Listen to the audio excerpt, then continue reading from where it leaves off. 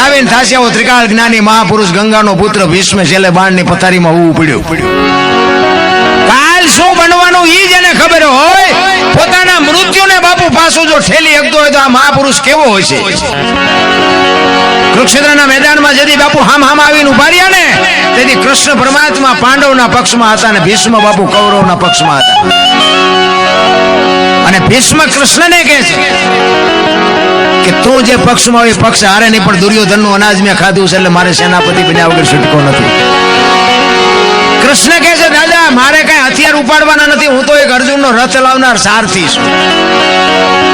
ત્યારે ભીષ્મ મનોમન કહે છે કે બીક તારી એકની જ લાગે છે, બાકી આ દુનિયામાં એવી કઈ તાકાત હતી કે ભીષ્મને હરાવી શકે. એવો ભીષ્મ એ કે તમે હથિયાર ન ઉપાડો એવું બને નહીં. ભીષ્મ કહે છે કૃષ્ણને. અને કૃષ્ણ બાપુ આમ પ્રતિજ્ઞા કરે છે ગમે એવું યુદ્ધ જામે ને તો હું તમારી સામે હથિયાર નહીં ઉપાડવા, તમારી સામે પ્રતિજ્ઞા કરું.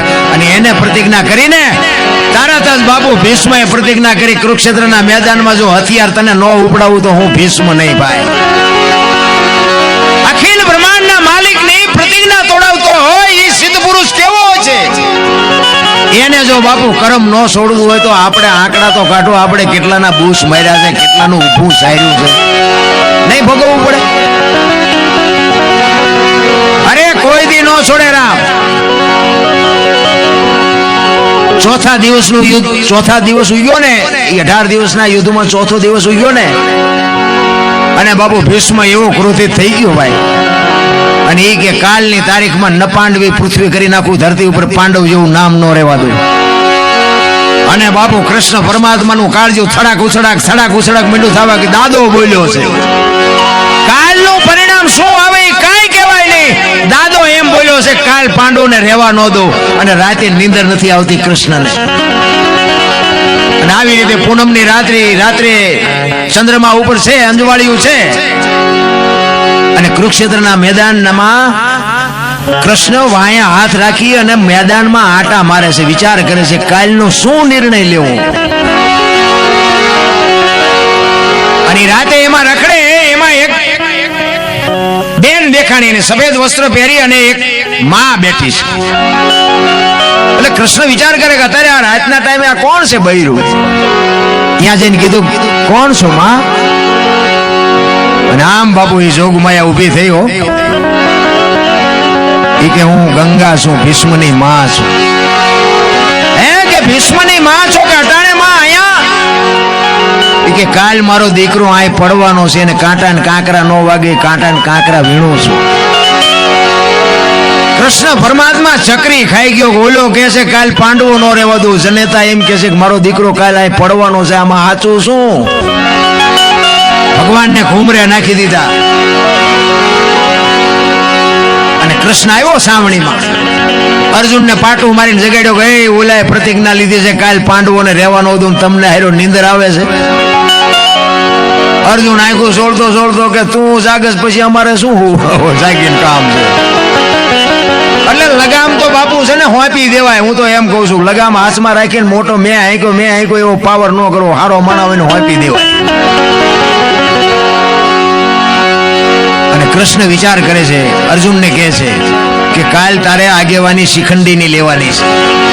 કાલ તો રથમાં આગળ શિખંડીને રાખજે. કારણ કે બાપુ કૃષ્ણએ કપટ તો કર્યું જ છે. એટલે અર્જુન એમ કે છે અમે હું બંગડીયું પહેરી છે શિખંડી. ઈ કે હું કહું એમ કરીને ભાઈ એમાં તમારા ડાળિયા નહીં આવે. હું કહું એમ કર નકર કાલ ભીષ્મ છે ને મેદાનમાં દડે રમે એવું કરી નાખશે, કાંઈ નહીં રહેવા દે. તું શું માનસ ભીષ્મને, તું શું માનસ? અને આ બાપુ આમ પુરુષ નારાયણ કોર કાઢે, આમ હામાં રથ આવીને ઉભા રહ્યા.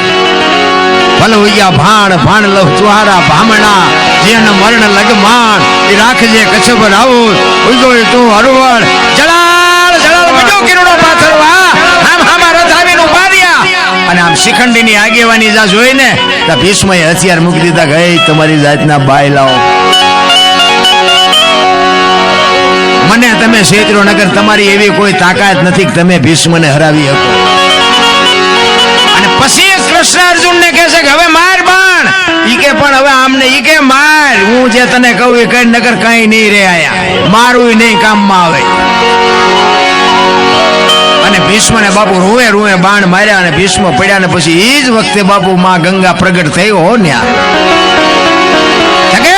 ત્રાંબા જેવી આંખો થઈને આમ કૃષ્ણ પરમાત્માની સામે જોયું કે મધુસૂદન મારા દીકરાને દગો કરાઈને મર્યો ને પણ એ શિખંડીને ત્યાં રખવ્યો તો ના આગળ કૃષ્ણને કહે છે ગંગા એ શિખંડીને આગળ રાખ્યો ને કદાચ શિખંડીની જગ્યાએ જો તું ઉભો હોત ને તો તને ખબર પડત કે ગંગાના ધાવણમાં કેટલી તાકાત છે કેવી જનેતા હશે મારા બાપ ધરાવીને ધાનનો નીપજે ને કોડવીને માડું ન હોય જેળ જકરા નીપજે જેની જનેતા ઓથલ હોય આરી માં વગર બાપુ હારા દીકરા કોઈ દી જિંદગીમાં ન થાય હું તો બેનું દીકરીઓને ખાસ કહું કે આજે તમે ધારો એવા દીકરા પેદા કરી શકો પણ હવે તમે આ ફેશનમાં દી ઉઠેડ્યો કોને કેવું ભલામણ જ્યાં જ્યાં ધર્મ ધ્રુજો ને બાપુ પુરુષ નથી પૂજી ગયો ને આ વાબરું બાપુ દીકરીઓએ રાખી તમે કયો તો હવાર સુધી દાખલા આપું ભલા પુરુષ થી પત્યું જ નથી સગાળસાની ઝૂંપડી આવ્યો ને તેથી બાપુ દીકરો કપાયો લાંબી વાત છે ટૂંકામાં કહું દીકરો કપાયો ને પછી કીધું તમે વાંસિયા થઈ ગયા હવે મારે ખવાય નહીં ઈ થાળીને ફેબુ મારીને ઉભો થઈ ગયો અને તેથી સગાળસ્યા બાપુ ભાંગીને ભૂકો થઈ ગયા ને ચંગાવતીએ લગામ હાથમાં લીધી હતી તેથી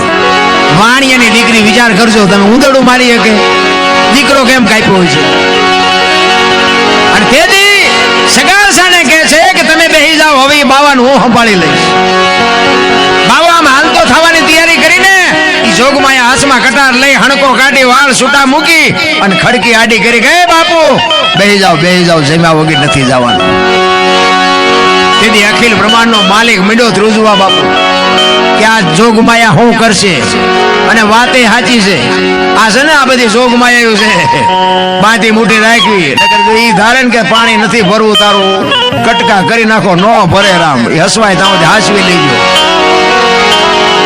શક્તિ છે એ જ્યાં સુધી બધું હાલ્યું જાય ત્યાં સુધી સારું છે બંધ મુઠ્ઠી રે ધોયેલ મૂળા જેવા અને બૈરાની કિંમત તો ચારે થાય બૈરું બહાર કેમ વ્યુ જાય ને તારે 4 દિના આઠા ભેગા થયા હોય પંજવારી કાંઠે છે ને કઈ કિંમત થાય